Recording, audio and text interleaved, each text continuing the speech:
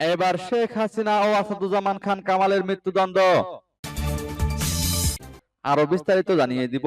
এদিকে বাংলা মোটরে এনসিপি কার্যালয়ের সামনে ককটেল বিস্ফোরণ।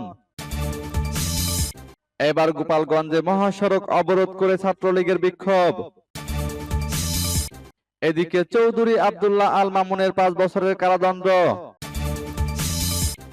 আরো জানিয়ে দিব, এবার যে কোনো চ্যালেঞ্জ মোকাবেলায় প্রস্তুত নির্বাচন কমিশন। এদিকে আলেমদের নিয়ে অশোভন মন্তব্য না করার আহ্বান জামায়াত আমিরের। এবার শেখ হাসিনা রায়কে কেন্দ্র করে মাঠে থাকবে জামায়াত সহ 8টি দল। এবং সর্বশেষে জানিয়ে দিব, এদিকে শেখ হাসিনা ও কামালের সব সম্পত্তি বাজেয়াপ্ত করার নির্দেশ আদালতের। শুনছিলেন সংবাদ শিরোনাম, এখন বিস্তারিত। তবে তার আগে অনুরোধ থাকবে, এই ভিডিওতে একটি লাইক দিন এবং কমেন্টস করে জানিয়ে দিন আপনি কোন জেলা থেকে বা কোথায় থেকে আমাদের সাথে যুক্ত রয়েছেন। এবং সংবাদের সর্বশেষ গুরুত্বপূর্ণ আপডেট পেতে চ্যানেলটি সাবস্ক্রাইব করে আমাদের সঙ্গেই থাকুন। এবার শেখ হাসিনা ও আসাদুজ্জামান খান কামালের মৃত্যুদণ্ড।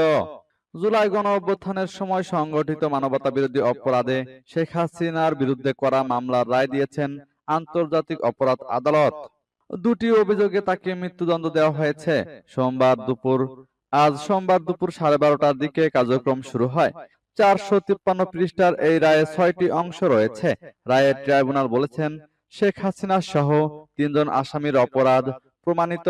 দুটি অভিযোগে শেখ হাসিনাকে মৃত্যুদণ্ড দেওয়া হয়েছে। একটি অভিযোগে সাবেক স্বরাষ্ট্রমন্ত্রী আসাদুজ্জামান খান কামালকে মৃত্যুদণ্ড দেওয়া হয়েছে। অ্যাপ্রুভার হওয়ায় পুলিশের সাবেক মহাপরিদর্শক চৌধুরী আব্দুল্লাহ আল মামুনকে 5 বছরের কারাদণ্ড দেওয়া হয়েছে। রায়ের শেষ অংশ পড়া শুরু করেছেন ট্রাইব্যুনালের প্রধান বিচারপতি গোলাম মুর্তজা মজুমদার। শেখ হাসিনা সহ 3 জন আসামির সর্বোচ্চ শাস্তির পক্ষে বিপক্ষের যুক্তিতর্কের বিবরণ চলছে। সম্প্রতি বিভিন্ন সাক্ষাৎকারে অভিযুক্ত শেখ হাসিনার বিভিন্ন বক্তব্যের বিবরণ দেওয়া হচ্ছে। এদিকে বাংলা মোটরে এনসিপি কার্যালয়ের সামনে ককটেল বিস্ফোরণ। রাজধানীর বাংলা মোটর এলাকায় জাতীয় নাগরিক পার্টির কার্যালয়ের সামনে ককটেল বিস্ফোরণের ঘটনা ঘটেছে। রোববার রাত 9:30টার দিকে এই ঘটনা ঘটে। পুলিশের রমনা বিভাগের সহকারী কমিশনার মাজহারুল ইসলাম সমকালকে বলেন, এই ঘটনায় কেউ হতাহত হয়নি। দুর্বৃত্তরা এনসিপি কার্যালয়ের সামনে একটি ককটেলের বিস্ফোরণ ঘটিয়ে পালিয়ে গেছে। এর আগে রাত 9টার দিকে রাজধানীর সেন্ট্রাল রোড এলাকায় পরিবেশ, বন ও জলবায়ু পরিবর্তন এবং প্রাণী সম্পদ মন্ত্রণালয়ের উপদেষ্টা সৈয়দা রিজওয়ানা হাসানের বাসার সামনে 2টি ককটেলের বিস্ফোরণ ঘটানো হয়। তার আগে সন্ধ্যায় 2টি ককটেল বিস্ফোরণ ঘটানো হয় কারওয়ান বাজারের শার্ক ফোয়ারা মোড় এলাকায়। এ দুটি ঘটনায় কেউ হতাহত হয়নি। সকাল 8:45টার দিকে রাজধানীর নিউ স্কাটন রোডের ওয়াকফ ভবনের সামনে ককটেল বিস্ফোরণে এক পথচারী আহত হন। আহত ব্যক্তির নাম আব্দুল বাসির। এবার গোপালগঞ্জে মহাসড়ক অবরোধ করে ছাত্রলীগের বিক্ষোভ। শাটডাউন কর্মসূচি বাস্তবায়নের অংশ হিসেবে গোপালগঞ্জের কাশিয়ানীতে গাছের গুঁড়ি ফেলে ঢাকা খুলনা মহাসড়ক অবরোধ করে বিক্ষোভ করেছেন কার্যক্রম নিষিদ্ধ ঘোষিত ছাত্রলীগের নেতাকর্মীরা। আজ সোমবার সকাল 8:45টার দিকে উপজেলার তিলছড়া বাজার এলাকায় ঢাকা খুলনা মহাসড়ক অবরোধ করেন তারা।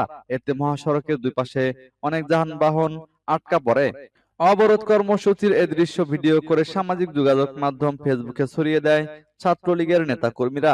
স্থানীয়রা জানান, সকাল 8:45টার দিকে উপজেলার তিলছড়া বাজার সংলগ্ন ঢাকা খুলনা মহাসড়কে নিষিদ্ধ ঘোষিত ছাত্রলীগের কিছু লোকজন সড়কের পাশে রাখা গাছের গুঁড়ি ফেলে 20 মিনিটের মতো মহাসড়ক অবরোধ করে বিক্ষোভ করেন। এ সময় মহাসড়কের দুপাশে বেশ কিছু যানবাহন আটকা পড়ে। পরে খবর পেয়ে কাশিয়ানী থানা পুলিশ ঘটনাস্থলে পৌঁছালে পালিয়ে যায় তারা। পুলিশ গাছের গুঁড়ি সরিয়ে যান চলাচলের স্বাভাবিক করে। এদিকে চৌধুরী আব্দুল্লাহ আল মামুনের 5 বছরের কারাদণ্ড। জুলাই অভ্যুত্থানে গণহত্যা ও মানবতা বিরোধী অপরাধের মামলার রাজসাক্ষী পুলিশের তৎকালীন আইজিপি চৌধুরী আব্দুল্লাহ আল মামুনের 5 বছরের কারাদণ্ড আদেশ দিয়েছেন আন্তর্জাতিক অপরাধ ট্রাইব্যুনাল। আজ সোমবার বিচারপতি গোলাম মুর্তজা মজুমদারের নেতৃত্বাধীন 3 সদস্যের আন্তর্জাতিক অপরাধ ট্রাইব্যুনাল এই রায় ঘোষণা করেন। এই ট্রাইব্যুনালের অপর 2 সদস্য হলেন বিচারপতি মোহাম্মদ শফিউল আলম মাহমুদ ও বিচারক মোহাম্মদ মহিতুল হক এনাম চৌধুরী। 453 পৃষ্ঠার এই রায়ের মোট 6টি অংশ রয়েছে। মামলার অপর দুই আসামি ক্ষমতাচ্যুত সাবেক প্রধানমন্ত্রী শেখ হাসিনা ও সাবেক স্বরাষ্ট্রমন্ত্রী আসাদুজ্জামান খান কামালকে মৃত্যুদণ্ড দেওয়া হয়েছে। রায়ে বলা হয়, শেখ হাসিনা, আসাদুজ্জামান খান কামাল এবং চৌধুরী আব্দুল্লাহ আল মামুনের বিরুদ্ধে মানবতা বিরোধী অপরাধ প্রমাণিত হয়েছে। আদালত বলেন, চৌধুরী আব্দুল্লাহ আল মামুনের অপরাধ সর্বোচ্চ সাজার যোগ্য। শেখ হাসিনা ও আসাদুজ্জামান কামালের পালিয়ে যাওয়ার অপরাধের প্রমাণ বহন করে। এদিকে পলাতক অবস্থায় এই রায়ের আপিল করতে পারবেন না শেখ হাসিনা সহ আসামিরা। ব্রিফিং এ প্রসিকিউটর গাজী মনোয়ার বলেন, শেখ হাসিনা ও আসাদুজ্জামানের সাজা হলে তারা আপিল করতে পারবেন না। এবার যে কোনো চ্যালেঞ্জ মোকাবেলায় প্রস্তুত নির্বাচন কমিশন। আগামী জাতীয় নির্বাচন অবাধ, সুষ্ঠু ও শান্তিপূর্ণ করতে রাজনৈতিক দলগুলোর সহযোগিতা চেয়ে প্রধান নির্বাচন কমিশনার এএমএম নাসিরউদ্দিন বলেছেন, বর্তমান রাজনৈতিক অবস্থা সবার জানা। যে কোনো চ্যালেঞ্জ মোকাবেলায় প্রস্তুত কমিশন। রাজনৈতিক দলগুলো না চাইলে সুষ্ঠু নির্বাচন কখনো সম্ভব না। যতই ইসির চেষ্টা থাকুক না কেন, কোন দল অসহযোগিতার চেষ্টা করলে সুষ্ঠু নির্বাচনের সংখ্যা থেকেই যাবে। আজ সোমবার সকালে রাজধানীর আগারগাঁওয়ে নির্বাচন ভবনের সম্মেলন কক্ষে রাজনৈতিক দলগুলোর সঙ্গে সংলাপের তৃতীয় দিনের সূচনা বক্তব্যে এসব কথা বলেন সিএসি। তিনি বলেন, পলিটিক্যাল পার্টি অ্যান্ড দেওয়ার মেম্বার্স এবং তাদের সহযোগিতা ছাড়া সুন্দর কোনো নির্বাচন করা যাবে না। এটা একদম নিশ্চিত। রাজনৈতিক দলগুলো না চাইলে এবং তারা যদি সমস্যা সৃষ্টি করতে চায়, তাহলে দেখবেন হয়তো একটা নির্বাচন হওয়ার একটা সম্ভাবনা থেকে আশঙ্কা এসে যাচ্ছে। এদিকে আলেমদের নিয়ে অশোভন মন্তব্য না করার আহ্বান জামায়াত আমিরের। আলেম উলামাকে নিয়ে অশোভন মন্তব্য না করার আহ্বান জানিয়েছেন জামায়াত ইসলামের আমির ডাক্তার শফিকুর রহমান। রোববার নিজের ভেরিফাইড ফেসবুক পেজে দেওয়া এক পোস্টে তিনি কথা বলেন। পোস্টে তিনি বলেন, যারা সত্যি জামায়াত ইসলামীকে ভালোবাসেন তাদের প্রতি স্পষ্ট বার্তা, কোনো বিজ্ঞ আলেম ওলামাকে নিয়ে দয়া করে কোনো অশোভন মন্তব্য করবেন না। যদি কেউ এমনটি করেন, ধরে নেওয়া হবে তিনি আসলেই জামায়াত ইসলামীকে কোনোভাবেই ভালোবাসেন না। এবার শেখ হাসিনার রায়কে কেন্দ্র করে মাঠে থাকবে জামায়াত সহ 8টি দল। জুলাই গণঅভ্যুত্থানের সময় সংঘটিত মানবতা বিরোধী অপরাধের অভিযোগে ক্ষমতাচ্যুত প্রধানমন্ত্রী শেখ হাসিনা সহ 3 জন আসামির বিরুদ্ধে করা মামলার রায় ঘোষণাকে কেন্দ্র করে নাশকতা ঠেকাতে মাঠে রয়েছে জামায়াত ইসলামী সহ সমমনা 8টি দলের নেতাকর্মীরা। দুপুরে রাজধানীর মগবাজারে আল ফালাহ মিলনায়তনে 8 দলের যৌথ সংবাদ সম্মেলনে জামায়াতের সেক্রেটারি জেনারেল মিয়া গোলাম পরোয়ার একথা জানিয়েছেন। 13 নভেম্বর এ মামলার রায় ঘোষণার তারিখ জানানো হয়। শেখ হাসিনার পাশাপাশি এ মামলার অপর 2 আসামি হলেন সাবেক স্বরাষ্ট্রমন্ত্রী আসাদুজ্জামান খান ও পুলিশের সাবেক মহাপরিদর্শক চৌধুরী আব্দুল্লাহ আল মামুন। এর মধ্যে সাবেক আইজিপি মামুন নিজের দোষ স্বীকার করে অ্যাপ্রুভার রাজসাক্ষী নামে পরিচিত হিসেবে জবানবন্দি দিয়েছেন।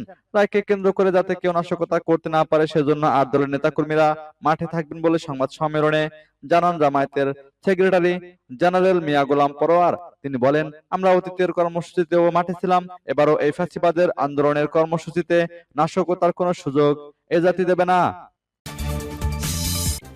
এদিকে শেখ হাসিনা ও কামালের সব সম্পত্তি বাজেয়াপ্ত করার নির্দেশ আদালতের। গত বছর জুলাই আগস্ট গণঅভ্যুত্থানের সময় সংঘটিত মানবতা বিরোধী অপরাধের মামলায় মৃত্যুদণ্ডপ্রাপ্ত বাংলাদেশের ক্ষমতাচ্যুত প্রধানমন্ত্রী শেখ হাসিনা এবং সাবেক স্বরাষ্ট্রমন্ত্রী আসাদুজ্জামান খান কামালের নামে দেশে থাকা সব সম্পত্তি বাজেয়াপ্ত করে রাষ্ট্রীয় মালিকানায় নেওয়ার নির্দেশ দিয়েছে আন্তর্জাতিক অপরাধ ট্রাইব্যুনাল। সোমবার ট্রাইব্যুনাল 1 এর চেয়ারম্যান বিচারপতি গোলাম মর্তুজা মজুমদারের নেতৃত্বাধীন 3 সদস্যের বিচারিক প্যানেল এ রায় দেন। ট্রাইব্যুনালের অন্য 2 সদস্য হলেন বিচারপতি শফিউল আলম মাহমুদ ও বিচারপতি মহিদুল হক এনাম চৌধুরী। এ মামলায় শেখ হাসিনা সহ 3 জনের বিরুদ্ধে মোট 5টি অভিযোগ আনা হয়। সেগুলো হলো, গত বছরের 14 জুলাই গণভবনের সংবাদ সম্মেলনে শেখ হাসিনার উস্কানিমূলক বক্তব্য দেওয়া, হেলিকপ্টার, ড্রোন ও প্রাণঘাতী অস্ত্র ব্যবহার করে আন্দোলনকারীদের নির্মূল করার নির্দেশ দেওয়া, রংপুরে বেগম রোকেয়া বিশ্ববিদ্যালয়ের ছাত্র আবু সাইদকে গুলি করে হত্যার নির্দেশ, রাজধানীর চানখারপুল এলাকায় 6 জন আন্দোলনকারীকে গুলি করে হত্যার নির্দেশ এবং আশুলিয়ায় 6 জনকে পুড়িয়ে হত্যার নির্দেশ দেওয়া। শুরুতে এই মামলার একমাত্র আসামি ছিলেন শেখ হাসিনা। গত 16 মার্চ সাবেক আইজিপি চৌধুরী আব্দুল্লাহ আল মামুনকেও এ মামলায় আসামি করা হয়।